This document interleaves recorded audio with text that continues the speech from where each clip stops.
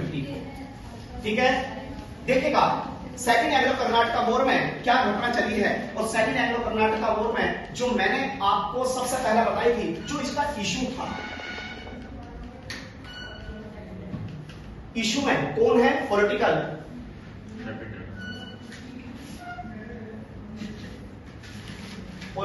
एपिटाइट्स, यानी कि राजनीतिक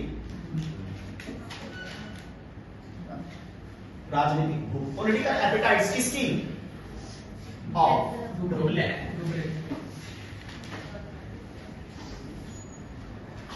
अब राजनीतिक भूख किसकी है, पॉलिटिकल एपिटाइट्स, यानी कि राजनीतिक भूख किसकी बढ़ती चली गई है, डुबले की। अब वो हर जगह क्या करना चाहेगा,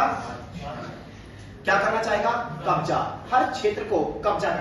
पहले वाले बैटल्स है उसको जब पहला क्षेत्र जीत लेता है तो सेकंड बैटल की इच्छा उसके सामने क्या होने लगती है, प्रकट होने लगती है। अब वो एक एक चीज को जीतेगा, और इसमें जो गेम में, अब डुबले के गेम में कौन आते हैं, जो उसके कौन बनते हैं, दो व्यक्ति उसके चमचे बनते हैं। कौन, हैदराबाद और कर्नाटक। क्लियर है, हैदराबाद में सो कौन है, हैदराबाद का सो निजाम है, निजाम जो है निजामुल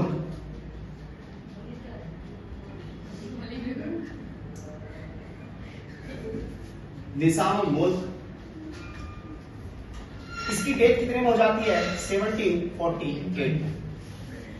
यहां पर क्या चल रही है, लड़ाई, किस चीज के लिए, यानी कि हर कोई अपना उत्तराधिकारी प्राप्त करने की चाहता है। अब यहां पर लड़ाई है दो व्यक्तियों की, उसमें आता है सबसे पहला कौन आता है, नासिर जंग। ध्यान से आप रिपीट करते हैं, इस बहाने से रिपीट होता रहेगा। नासिर जंग और दूसरा मुजफ्फर जंग। ऐसे ही लड़ाई यहां पर, यानी कि डिस्प्यूट ऑफ द सक्सेशन की यहां पर भी चल रही है। कौन कौन है, एक तरफ है चंदा साहिब और दूसरा व्यक्ति कौन है, अनवरुद्दीन। ठीक है, और इसी में डुबले क्या सोचने लगा कि किंग मेकर, कि सब व्यक्ति क्या बनना चाहते हैं, राजा बनना चाहते हैं। और इसने एक चीज देख ली थी, किंग मेकर यानी कि राजा बनाने का तरीका ढूंढ लिया था, किसने, डुबले ने। अब ये दोनों देखो, यहां पर भी ये भी राजा बनना चाहता है, कहां का, हैदराबाद का, और यहां पर कर्नाटका का कौन, यानी कि चंदा साहिब और अनवरुद्दीन के बीच में क्या चल रही है, लड़ाई। फर्स्ट जब कर्नाटका बोर्ड में पढ़ाता हूं तो कर्नाटका जो है, कर्नाटका में जो उसकी कैपिटल है वो कौन सी थी, आरकोट। तो यानी कि आरकोट के लिए लड़ाई चल रही थी। अब यहां पर देखिएगा ये दोनों के दोनों बीच में फायदा कौन उठाता है, डुबले, और ये सेम मिलते हैं कहां पर, एक आपस में ग्रुप बनाते हैं। कौन कौन, चंदा साहिब और उसके बाद मुजफ्फर जंग और कौन, डुबले आ जाएगा, मुजफ्फर जंग और प्लस कौन, चंदा साहिब।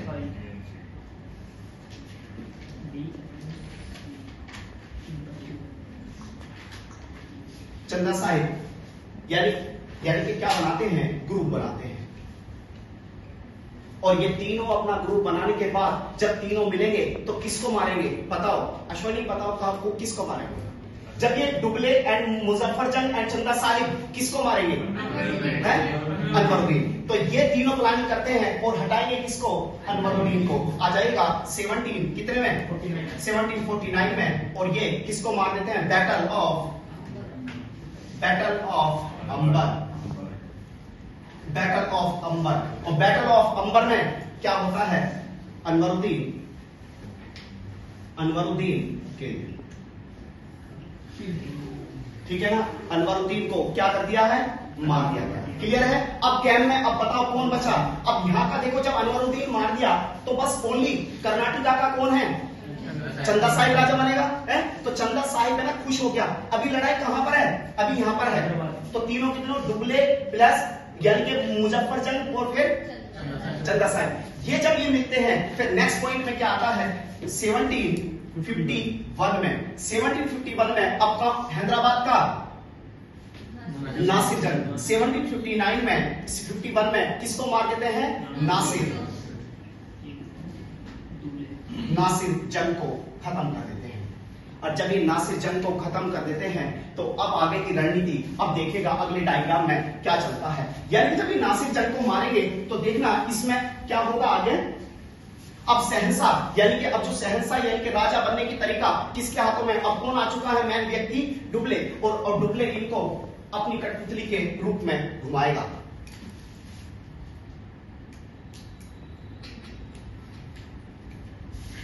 ये कौन है, डुबले, ठीक है ना। एक तरफ कौन है, कर्नाटका है ना, है कर्नाटक, और दूसरी तरफ कौन है, हैदराबाद। अब हैदराबाद में इस समय पर राजा कौन है, कौन है, मुजफ्फर, वेरी गुड, कौन है, मुजफ्फर जंग।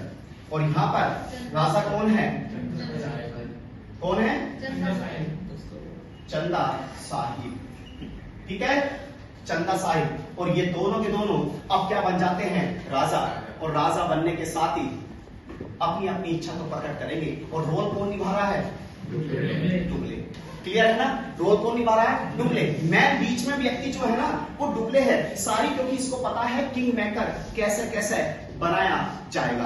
क्लियर है यहाँ तक। जब ये चीज होने के बाद चंदा साहिब और मुजफ्फर जंग ये दोनों हैं, और आगे इसके बाद जब स्टोरी बढ़ेगी, अब ये आने के बाद आप मुझे एक चीज और बताएं, यहाँ पर आरकोट का जो आरकोट था उसमें राजा कौन था, साहदतुल्ला के बाद दोस्त अली के बाद लास्ट में अनवरुद्दीन। अब अनवरुद्दीन को तो मार दिया इन्होंने, ठीक है, कितने में, 1749 में। लेकिन यहां पर अनवरुद्दीन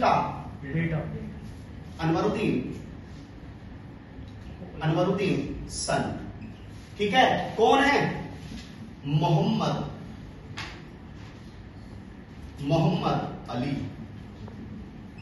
अली। अब ध्यान से सुनते चलना, मोहम्मद अली, आगे स्टोरी आएगी। मोहम्मद अली, जब मोहम्मद अली है, मोहम्मद अली को राजा कौन बना देते हैं, इंग्लिश। कौन बना देते हैं, इंग्लिश बना देते हैं। जैसे इंग्लिश बनाया, इंग्लिश ना बनाया, लेकिन जो मोहम्मद अली है वो पता नहीं कहां पर बैठा हुआ है, कहां पर बैठा है, एक स्थान है, कहां पर, वो है तिरुचिरापल्ली।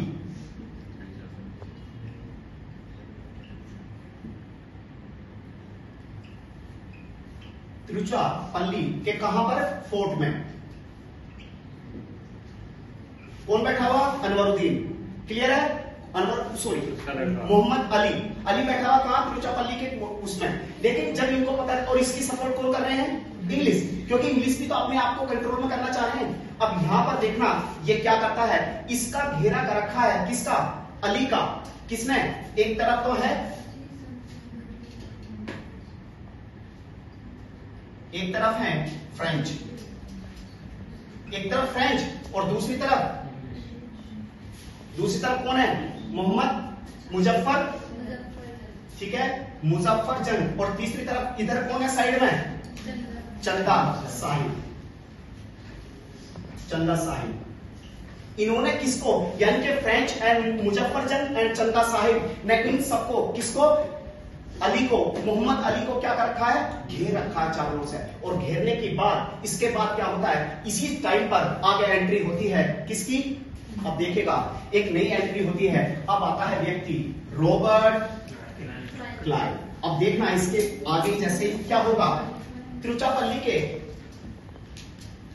शॉर्ट में लिख दे रहा हूं मैं, तिरुचिरापल्ली के इसमें क्या है, एक तरफ क्या है, फ्रेंच, और यहां पर कौन है, और यहां पर कौन है, चंदा साहिब, ठीक है।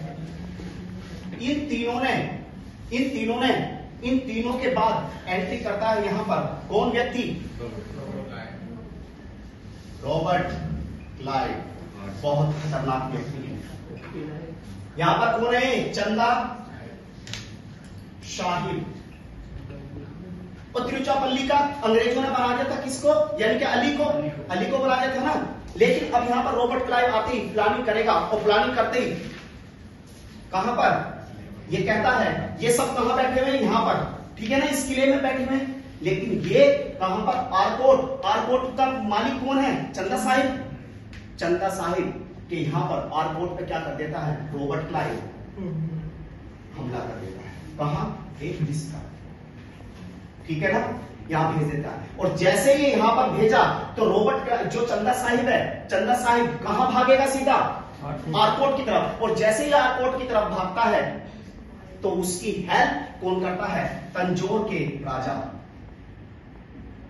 तंजौर किंग्स, यानी कि तंजौर का राजा यहां पर क्या करता है? रॉबर्ट क्लाइव की मदद। और जब ये कहता है कि रास्ते में जब ये आए तो तभी इसको क्या कर देना? मार देना। और जैसे ही ये यहां पर पहुंचता है, एयरपोर्ट पर पहुंचता है और चंदा साहिब को खत्म। अब गैंग में कितने? एक तो गैंग से हो गया है हार, अब कितने बचे? एक डुबले और दूसरा मुजफ्फरजंग। अब जैसे ही ये स्टोरी आगे बढ़ती है, अब क्लाइव एक एक प्लानिंग के साथ आगे बढ़ेगा और क्लाइव इनको खत्म करेगा और आगे एक एक स्टोरी यानी कि प्लासी और उसके बाद बक्सर और बक्सर के बाद यानी कि इसका वर्चस्व आगे बढ़ता चला जाएगा। अब जो फ्रांसीसी हैं, फ्रांसीसियों की क्या स्थिति क्या होती चली जाएगी? कमजोर होती चली जाएगी, क्योंकि क्लाइव, क्योंकि डुबले को क्या करेंगे? डुबले को कहां बुला लिया गया है? फ्रांस में बुला लिया, क्योंकि गवर्नमेंट अधिपत्य है तो उसका तबादला यहां से हो जाता है। और जब इसका तबादला यहां से हो जाता है और यहां की रणनीति कौन सबसे अच्छी जानता था? यानी कि डुबले। और डुबले की जगह भेजा किसको जाता है? काउंट डी लाली को। किसको भेजा जाता है? काउंट डी लाली को। किसको भेजा जाता है? काउंट डी लाली, काउंट डी लाली को, काउंट डी लाली को। और ये काउंट डी लाली को जब भेजा जाता है ना, इसको पता नहीं होता भारत की क्या व्यवस्था चलती है।